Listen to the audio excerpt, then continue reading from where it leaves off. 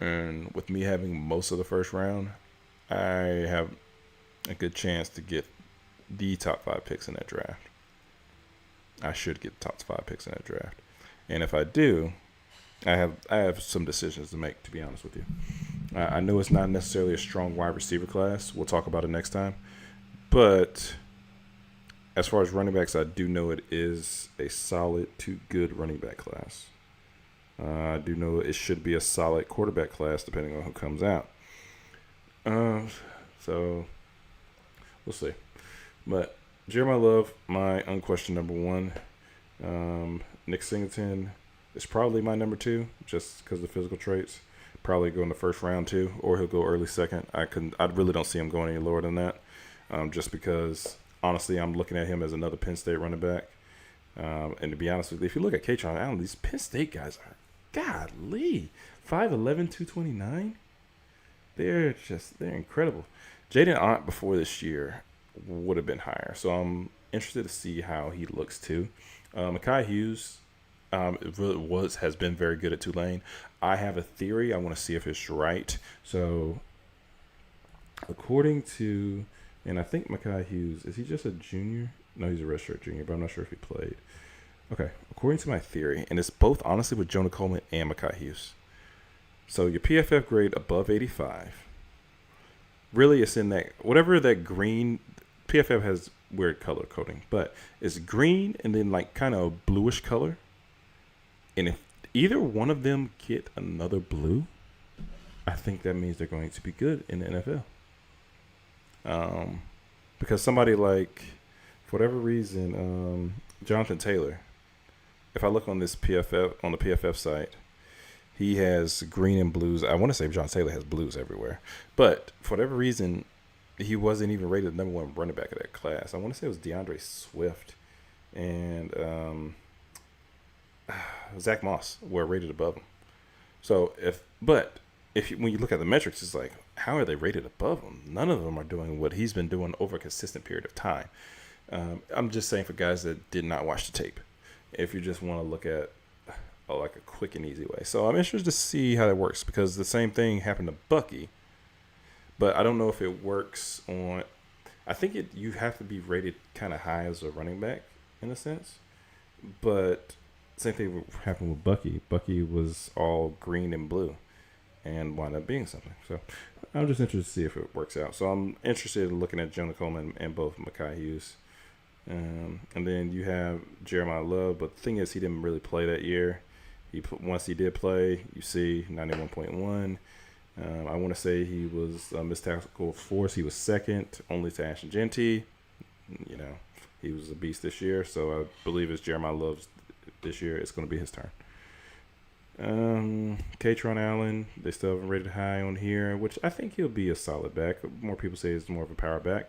Darius Taylor, I'm interested in him, not just purely off the rushing. I'm not sure how well he does on the rushing side, but the receiving, 54 catches in 12 games for a running back is incredible. So I'm interested to see if that trend continues, how good of a rusher he is. Because at 4.8 yards a carry, that's not very inviting at all. But I'm interested to see how good of a runner he'll be. Desmond Reed, 5'8", 175. I'm not sure how that's going to work, to be honest. Jaden Ott, he seems like he had a terrible year at Cal. I believe he's at Oklahoma himself this year. And if that's the case, we'll see how him and Mateer do together, plus Deion Burks and those boys. So we'll see how they do. They have Jonah Coleman rated 9 on here. They do have Desmond Reed rated higher than him. I believe Jonah Coleman is just going to be a power guy. If Jonah Coleman runs a 4.5, he's going to be in the second round too. 235, 9, 4.5. There's no way. If he runs a 4.5, yeah, he's going to be in that second round easily. Easily second round. Might sneak in the first round if he runs a 4.5. Nick Singleton's probably going to be first round. Might be late. Depends on how he does this year, but I think he'll be in that first round. Mekhi Hughes, we'll see. He'll prove a lot this year at Oregon. Because if he does well at Oregon, I think he'll be a second round for sure. And I'm not sure about first round potential, but he'll be a second round for sure. Jeremiah Love, I'm gonna go ahead and stamp and say he'll be first round pick. I'm very sure about that. Nick Singleton, possibly. We'll just see how he runs this year because he has all the talent. He really just started putting it together at the end of last year, though. Darius Taylor, we'll see. Justice Haynes went to Michigan.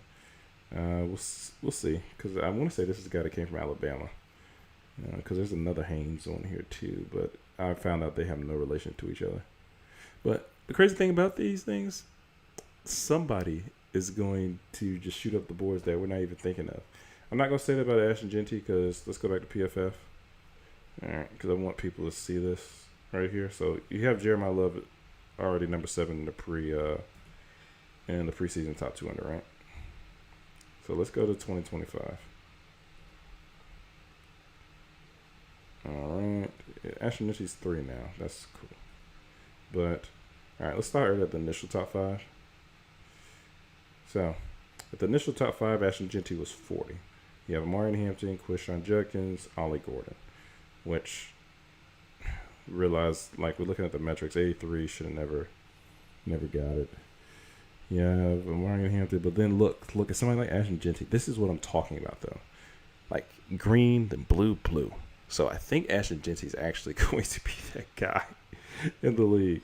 You see all that is like, oh, wow, wait a minute. Yeah, he's going to be really good. I think Ashton Genty is going to be actually pretty good in the league. But yeah, Jaden Ott. Jaden Ott was on that trajectory until last year.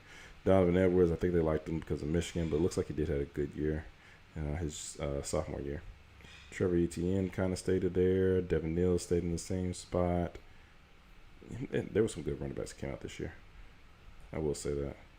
But, okay, let's get off the initial one. Let's go to preseason top 150 because it's similar to where we at. Preseason, Ashton Genty jumps to 11. You know why he jumped to 11? Because when you actually start looking at the numbers, start looking at the stats, you're like, oh, he rushed for 1,300 yards. I want to say like 700 were after contact at the time. And then we see like 1970 were after contact here.